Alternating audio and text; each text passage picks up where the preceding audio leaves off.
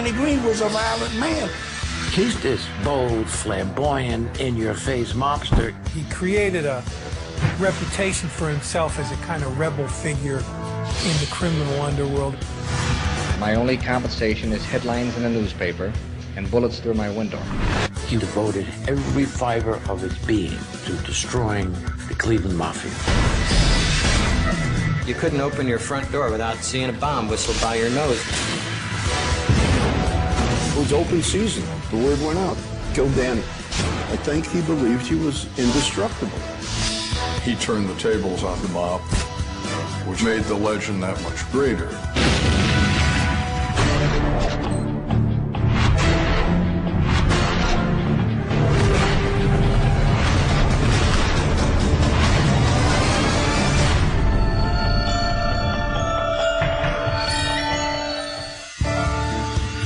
Cleveland, Ohio, March 29th, 1975.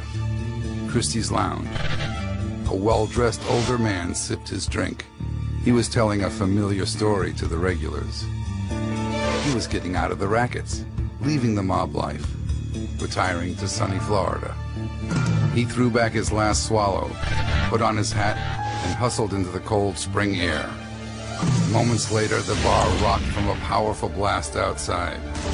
Patrons rushed out and choked on the awful smell of burning flesh. Mobster Shonder Burns was finally out of the rackets, just not the way he planned. His body was in pieces. The cops felt they knew immediately who had done it, Danny Green. It was an early strike in a bombing war that would leave charred corpses across the city.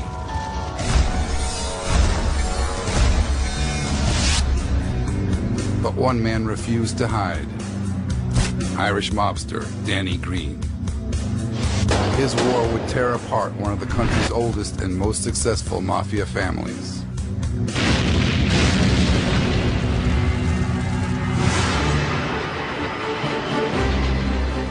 November 9th, 1933.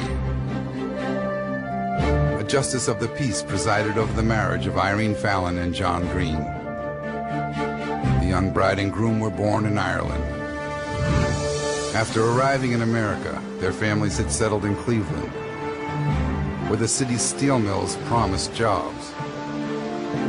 But this wedding wasn't a traditional Irish celebration. Irene was pregnant, her due date fast approaching. 5 days after the wedding, on November 14th, Irene gave birth to a healthy baby boy. Within hours, though, her health failed. 3 days later, she died of complications from childbirth. The baby boy was named Daniel after his paternal grandfather.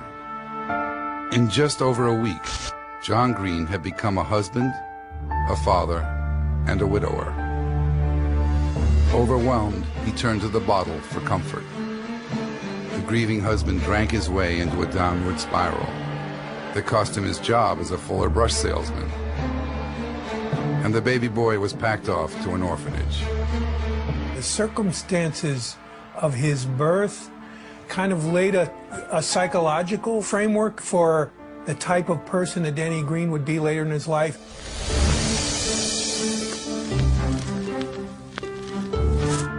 For the first 6 years of his life, Danny Green was raised by nuns at a local orphanage.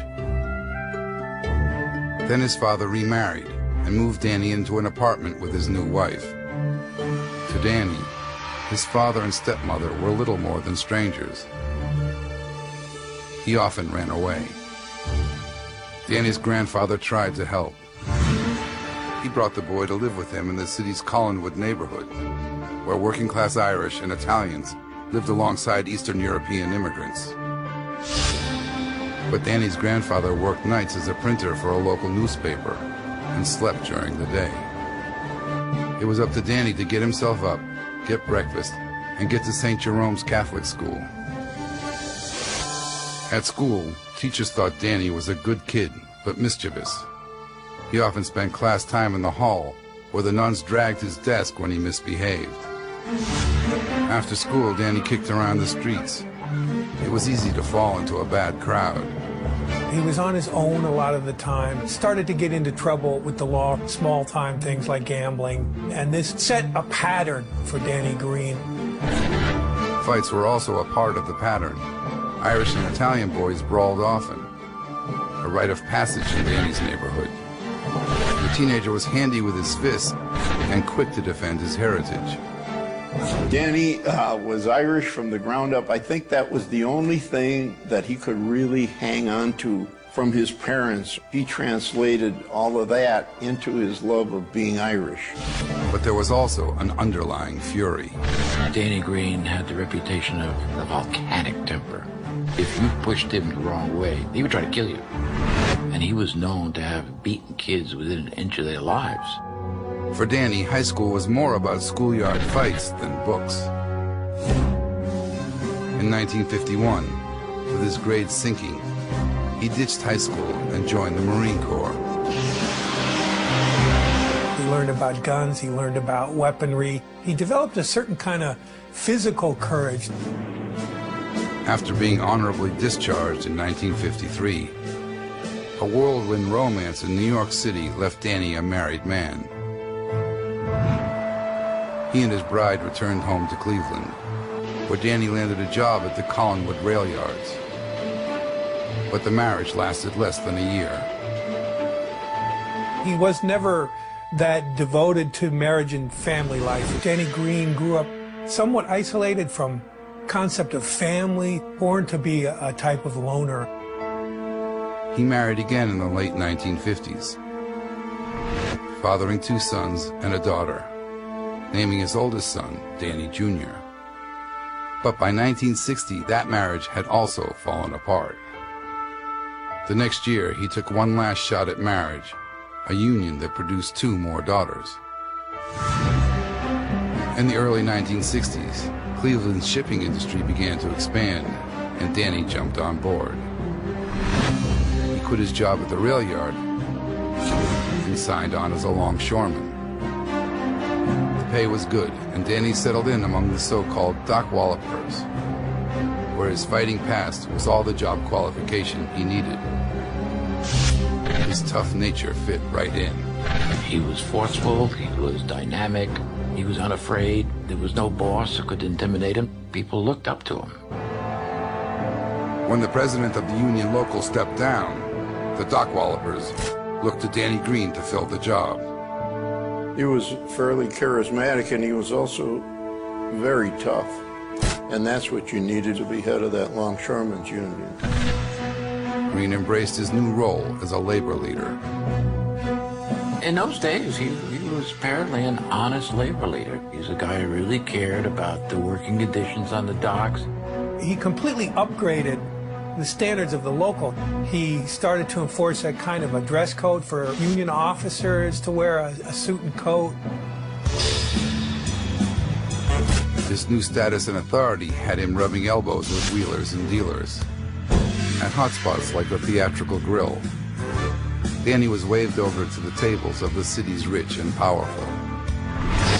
That included local mobsters. The Cleveland Mafia had a good thing going. The boss, John Scalish, ran a quiet operation, but one that pulled in buckets of cash. They had a cut of the profits from Las Vegas casinos and earned tens of millions from illegal gambling at home. Cleveland's numbers kingpin was Jewish gangster Shonda Burns, a close mafia ally. Shonda Burns cut kind of a entertaining figure in Cleveland. He was kind of a nightlife guy. He dressed nice. He went out. Shonda Burns was a really well-known figure. Burns and Scalish were classy, respected, and rich. They led the kind of lives that Danny wanted. Danny Green said, I've got twice the drive. I've got twice the ambition. I deserve that. With Scalish and Burns, Danny Green had found a new set of role models in the middle of mafia turf.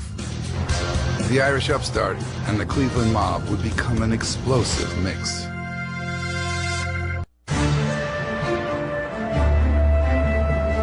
By the early 1960s, Danny Green had grown from an aimless kid into a trusted labor leader in the Cleveland local of the International Longshoremen's Union. But all it took was a glimpse of the wealthy Cleveland mob, and the underground world of easy money had Danny by the nose. He got seduced by the goddesses of power and money.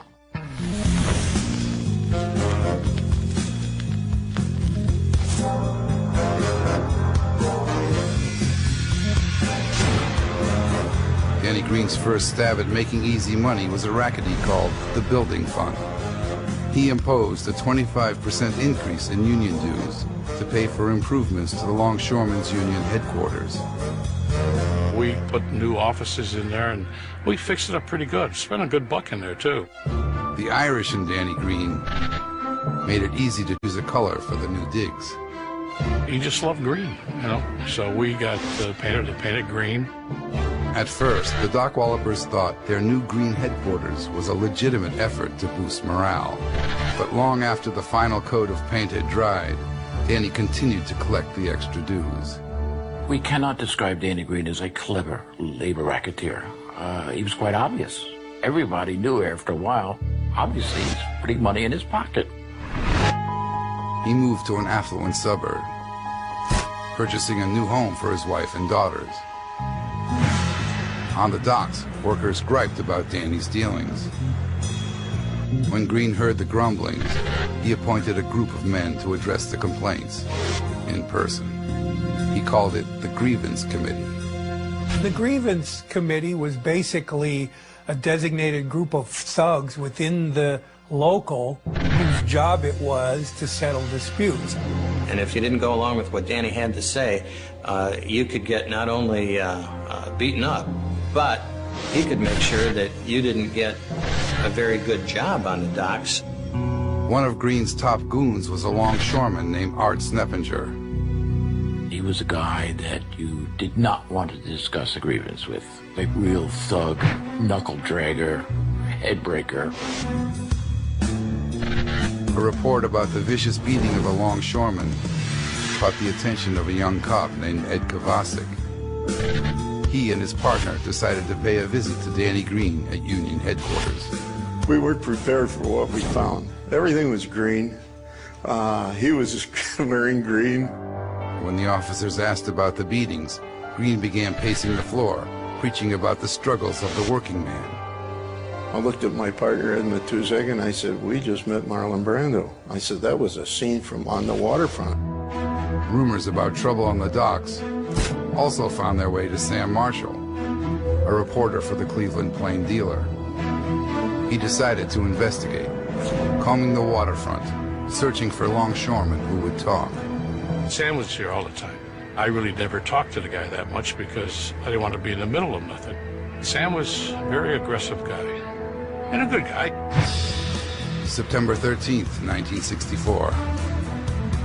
The Cleveland Plain Dealer ran the first article in a 9-part series, exposing Green's corruption and intimidation tactics. After the story broke, an unknown gunman fired into Green's home, terrifying his wife and daughters who were inside. They later showed reporters the bullet holes. Green went before the TV cameras. After nearly 4 years of devoting all my energies to get the dock workers in Cleveland a fair shake, and I found that my only compensation is headlines in a newspaper and bullets through my window. But Green couldn't overcome the accusations. He resigned from the union, and after pleading guilty to corruption charges, he was slapped with a $10,000 fine. Danny was out of a job, but his turn as a shady labor leader had gotten the attention of gambling kingpin Shonder Burns. To run his racket, Burns relied on a crew of runners to collect the bets. But the aging gangster needed help to keep them all in line. Burns was not a guy who did violence.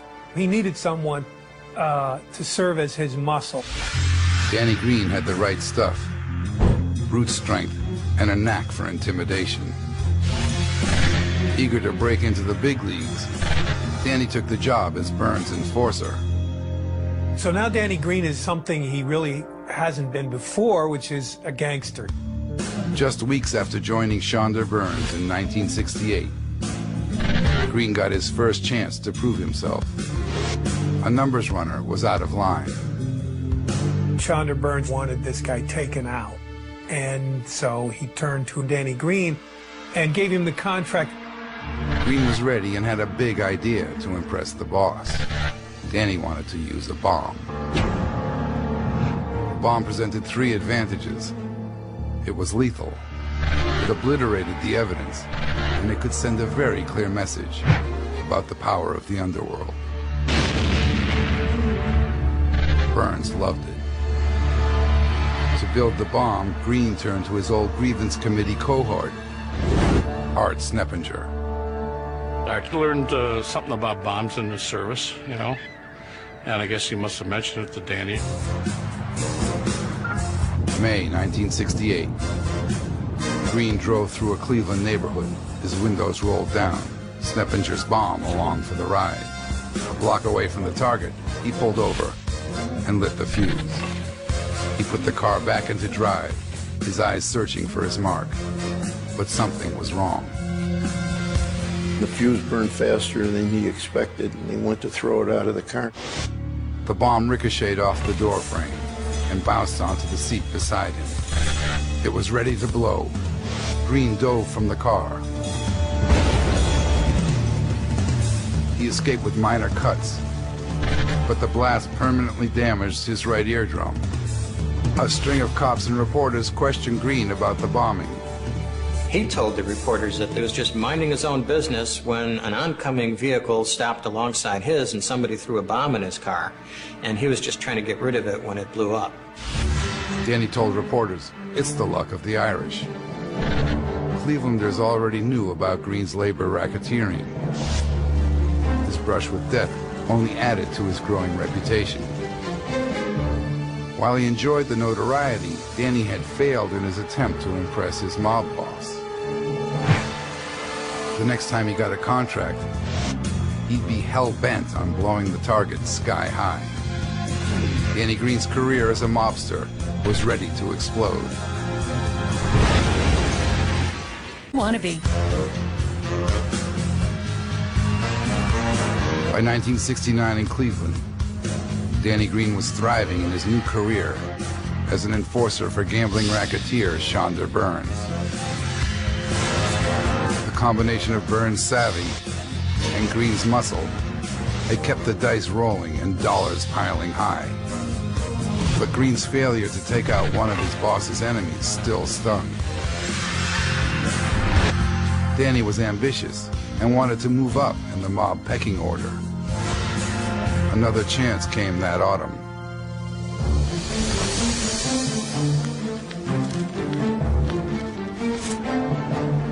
The Cleveland mob decided to use Danny's services when it established a racket that was pioneered by the New York Mafia.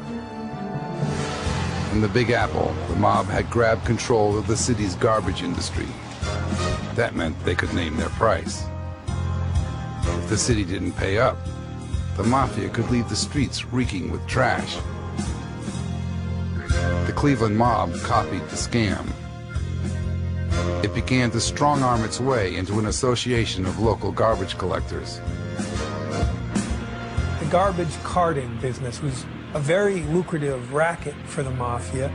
Danny Green was hired by a Mafia faction in Cleveland to serve as a kind of negotiator, enforcer.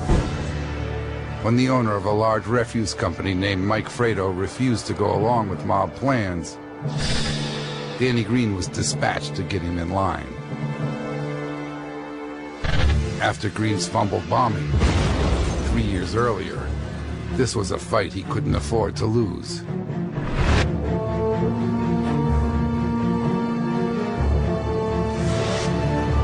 At 300 pounds, Mike Fredo wasn't easy to push around, but Danny tried.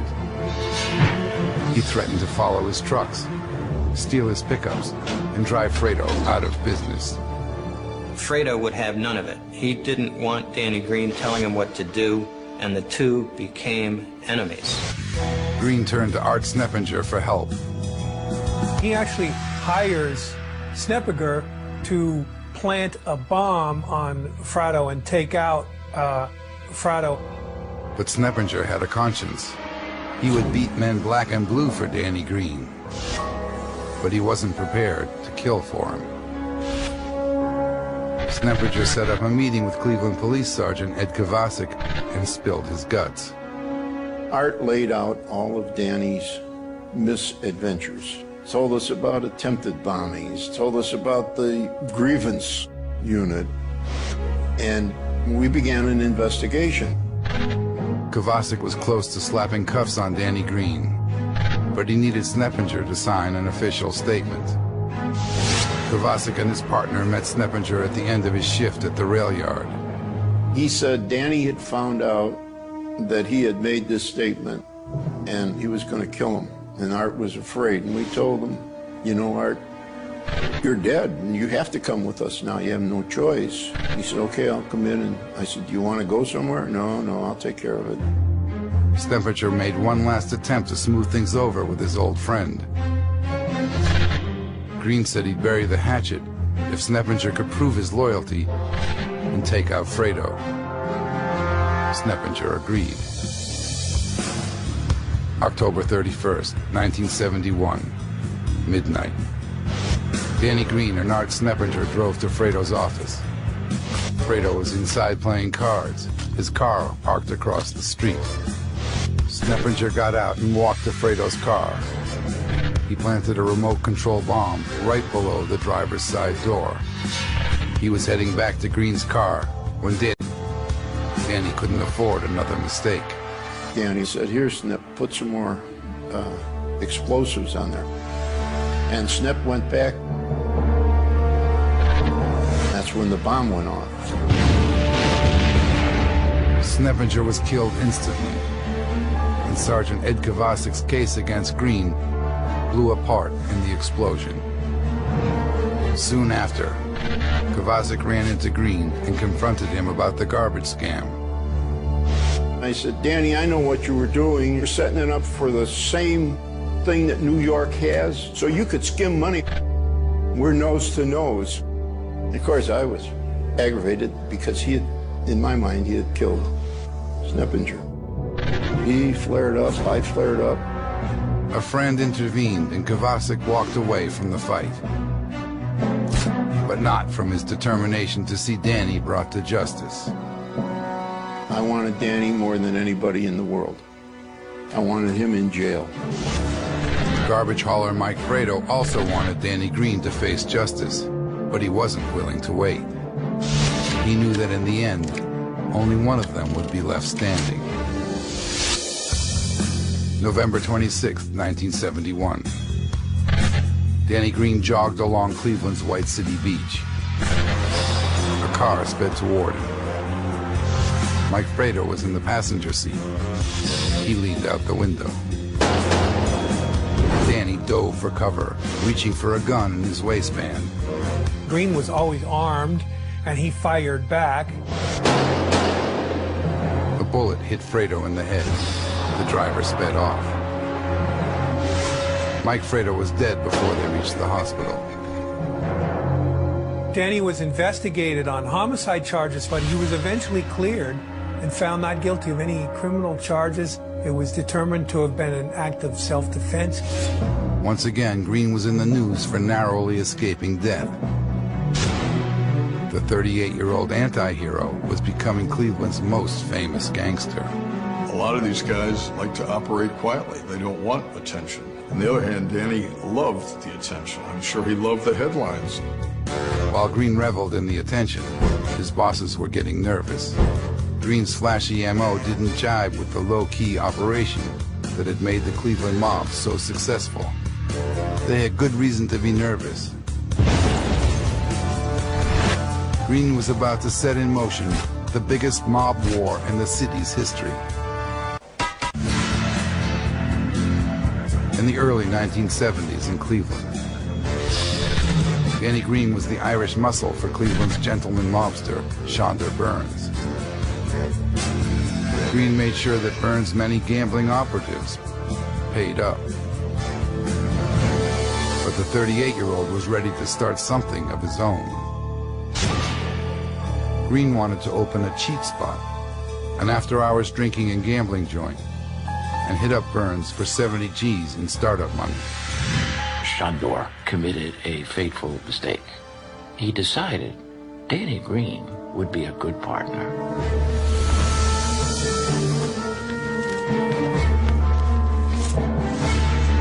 Burns agreed to lend the 70 G's to Green, but with one condition. Green would have to work with a man named Billy Cox. Cox was a longtime associate, and Burns wanted to do him a favor. But trusting Cox turned out to be a monumentally bad idea. Cox was also a drug dealer and decided to use some of the startup money to buy a load of cocaine and sell it for profit. The cops got word that Billy Cox had this narcotic stash and all this money, so they raided his home. Officers burst through Cox's apartment door. He panicked and tossed the entire stash out the window. Burns demanded that Green pay back the money. Green refused. After all, he wasn't the one who hired a drug dealer. Burns was furious. He wasn't going to be pushed around by the Irishman. Chandra was not known as a person who could allow that to happen. His reputation would suffer on the street.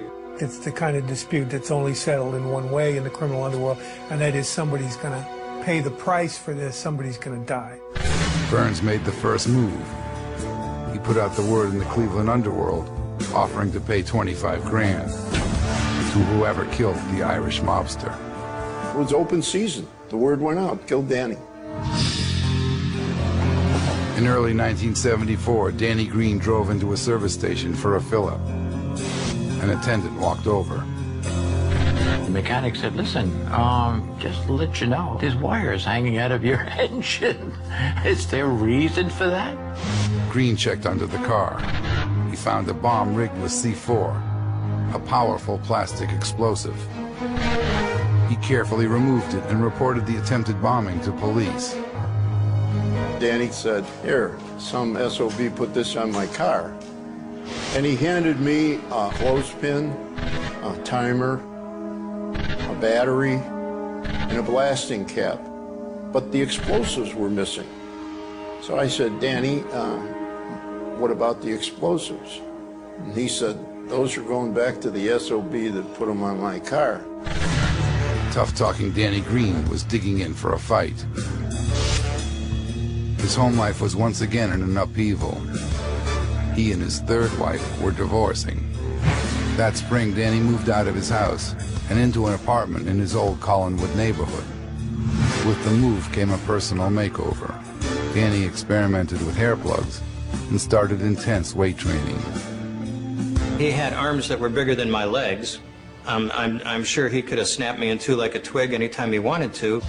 He also began to look over his shoulder, putting a pebble on the hood of his car every night.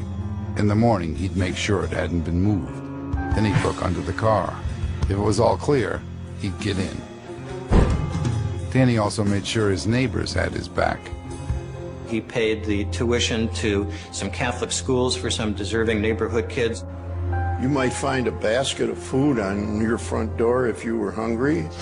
He wanted to be looked up to. But there was a security aspect to it, too. Green had created his own neighborhood watch. It helped him buy some time before he made his move. March 29th, 1975. Chandra Burns drank Hennessy and Coke at Christie's Lounge, one of his regular haunts near downtown Cleveland. He finished his drink and waved goodbye to the bar owner. Across the street, the St. Malachi Catholic Church was packed with parishioners celebrating the eve of the Easter holiday. Burns walked briskly through the cold. He opened the door of his car and put the key in the ignition. Moments later, an explosion rocked the bar. People rushed outside. There they found a decimated car, and Burns barely alive. He died a short time later. Smoldering pieces of his clothing hung in the trees. We were picking up body parts all over the lot. My thinking was it was definitely Danny that did it. And I told him that. And he said, "Why do you think I'd do it?" I said, "Because of your ego. Nobody else was going to do it but you." He didn't say anything. Everybody thought it was Danny. Wow, that was something, because Shonda Burns was such a well-known underworld figure in Cleveland, and to be blown apart by Danny only made Danny's reputation that much greater. These bombings were very hard to prove who did them. Danny Green was never charged for Burns' murder. The blast had destroyed too much evidence. But the entire Cleveland underworld believed that Danny had liquidated his enemy. Green's drive for money and power was about to lead him straight into a war with Cleveland's most powerful criminal enterprise, the Italian mob.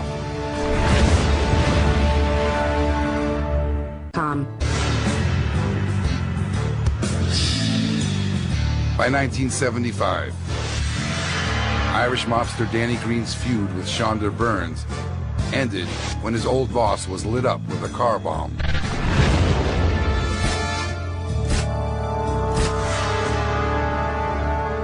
But Danny wasn't satisfied. He began muscling in on Cleveland's most profitable rackets controlled by the Italian mafia. What he didn't understand was he made enemies, big enemies, mafia enemies.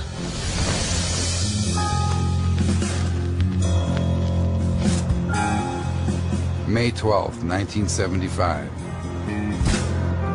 Danny Green was at home, asleep with a girlfriend in an upstairs bedroom. But their sleep was cut short when the downstairs kitchen window shattered. He heard the glass breaking. He knew what it was. A bomb had been tossed through the kitchen window. Danny grabbed his gun and rushed for the door. An explosion rocked the building.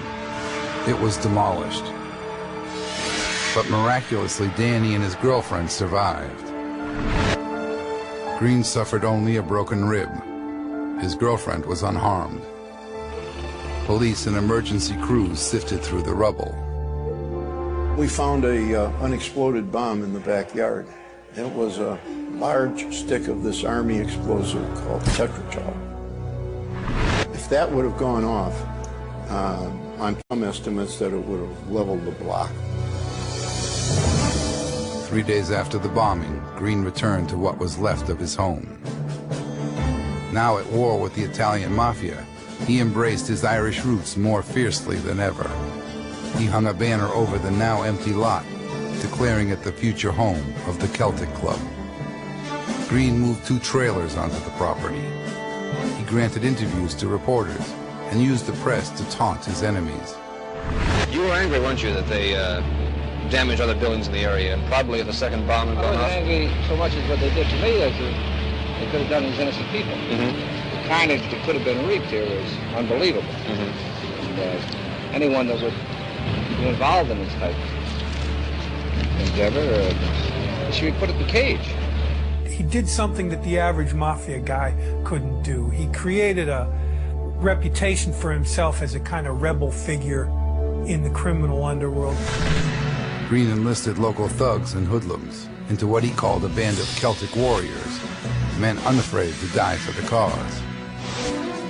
He also enlisted his own son, Danny Jr. When Sergeant Kovacic heard about it, he was furious. He confronted Danny. I said, "Danny, for God's sakes, do something decent in your life. Cut Danny loose." "Jesus, Danny, he's your son. Do you want him to live the same kind of life you lead?" Danny remained defiant. He sit out in front of his mobile home with his shirt off and flexing his muscles. Somebody could roll by there and shot him. No problems. He just sit there and dare people, "Come and get me. Here I am. I'm sitting right out in front of my place. You got any guts at all? You come after me here." As Green built up his Celtic Club, he got a visit from an ambitious Cleveland mobster named John Nardi. Nardi was knee-deep in the rackets, labor racketeering, Drug trafficking, extortion, gambling, loan sharking. He did it all. But his brash style left him on the outs with top guys in the Cleveland Mafia. So he approached Danny Green with an idea. He and Danny Green jointly will take over the Cleveland Mafia. You know, my brains and your muscle, Danny, between the two of us, we're unstoppable. The thought of taking over the Italian rackets appealed to Green. As the pair planned their assault, the Mafia suffered a setback. On May 26, 1976, John Scalish, Cleveland's crime boss for the past 30 years, died following heart surgery. He died unexpectedly, and no successor for him had been named. But his underboss was telling mob figures in town that John would have wanted to see Jack Licavoli take his place. At 72, Licavoli was low-key and uncharismatic. He seemed an unlikely choice to run the Cleveland mob. Nardi and Green saw that the Cleveland Mafia was suddenly unstable and vulnerable. It was time to strike. July 21st, 1976, the mob's toughest enforcer, Eugene the Animal Ciasulo, was hit by shrapnel when a bomb exploded on his front steps. Ciasulo survived, but he got the message loud and clear. The Animal bid Cleveland goodbye and moved to Florida. August 22nd, Licavoli's underboss, Leo the Lips Mosseri, disappeared. Only his blood-soaked car was found. September 24th, a car belonging to hitman Al Calabrese exploded. Calabrese was unharmed, but his neighbor who was driving the car was killed instantly. Cleveland was rapidly becoming the bombing capital of the world. The following year, 1977, 37 explosions rocked the city and surrounding area. You couldn't open your front door without seeing a bomb whistled by your nose in Cleveland for a long, long time. The only way to describe it is absolute, total lunacy. Craziness. Bodies all over the place, cars blowing up, houses blowing up, all in the name of this ambition. Headlines about the bombing war popped up around the country. Mobsters from coast to coast began to view the Cleveland Mafia as a penny ante operation unable to control its own turf. Green and Nardi's attacks on the three mafiosi were an embarrassment. Licavoli delivered clear orders to his men: blow the pair to kingdom come. In 1977, Danny Green and the Cleveland Mafia were locked in a vicious battle for control of the city's criminal underworld. And it looked as if the Irish gangster just might succeed in taking down the mob.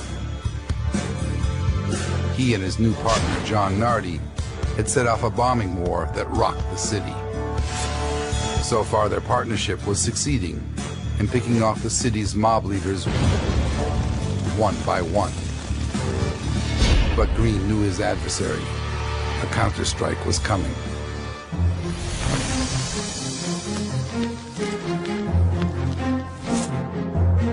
To confuse his enemies, Green varied his movements. He routinely swapped cars, and he always checked his ride for bombs before getting in. Wherever Green went, he carried a .38 and kept a backup piece in a gym bag. But the mob was patient.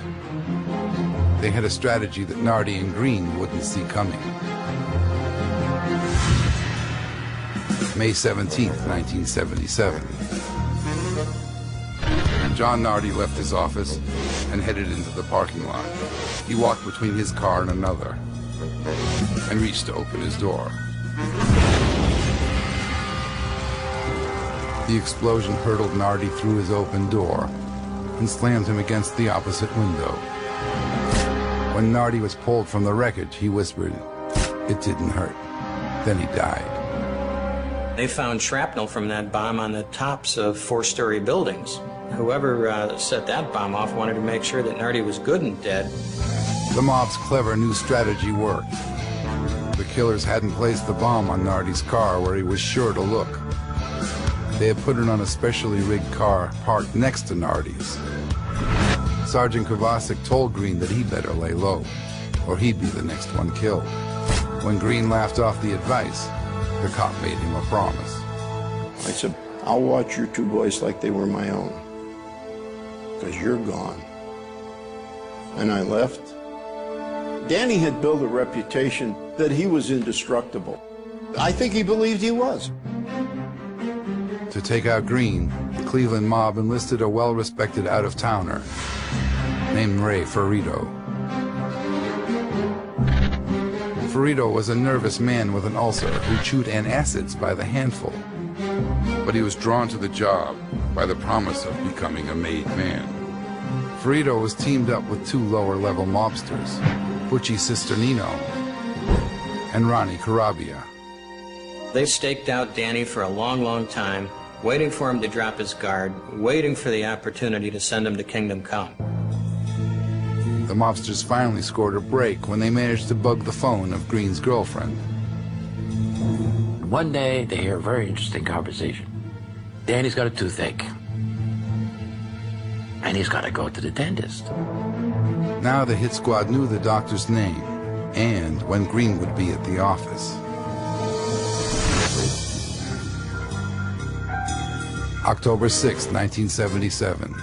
Carabia and Ferrito staked out the Brainerd Place Medical Center. At 3:20 p.m., they saw Danny Green arrive and park his car. Ferrito pulled a car loaded with explosives into the space right next to Green's. He then got into a getaway vehicle where his partner, Carabia, was holding a detonator, a controller from model airplanes rigged to trigger the bomb. A short time later, Green emerged from the building and walked to his car. I got a call. I was in my office, and they said, hey, they just got Danny. We got a call. They want us to go out there. I said, I'm not going. I didn't want to see it. Green had been killed instantly. His body landed face up under the bumper of the bomb car. The force of the blast tore open his back. His left arm was lying almost 100 feet away, an emerald ring still on his finger. But even as investigators cataloged pieces of the infamous mobster, Danny Green's unique brand of Irish luck seemed to produce one more twist. As Carabia and Ferrito pulled away from the bomb scene, they were spotted by a woman who just happened to be an artist. She drew a sketch of one of the men and brought it to police. Ed Kovacic recognized it instantly. My partner says, this is the picture she drew. Who is that? I said, that's Ray Ferrito. A few days later, the cops picked him up in Pittsburgh. Under questioning, it didn't take long for him to flip. In exchange for protection, Ferrito confessed. In doing so, he gave up mob boss Jack Licavoli, Carabia, Cisternino, and other top members of the Cleveland mob. The Cleveland mob family was torn down right to its foundation. And all of it you could trace back to Danny Green. In his death, he actually accomplished what he had been trying to do, which was take down the mafia in Cleveland in a way. He got his revenge. Although Cleveland police officer Ed Kovacic never succeeded in bringing Green to justice, he kept his promise to watch over Green's sons. He made sure Danny Jr. got out of the life. Danny got out of everything. The day his dad was killed, he never was involved in another illegal act of any kind in his life, in any way, shape, or form. Danny Green is a strange modern American success story and a tragedy all at the same time. A guy who rises from nothing to a very, very powerful figure and then becomes consumed by that drive for the ultimate American achievement, which is power and money. And he fell short. Couldn't quite do it.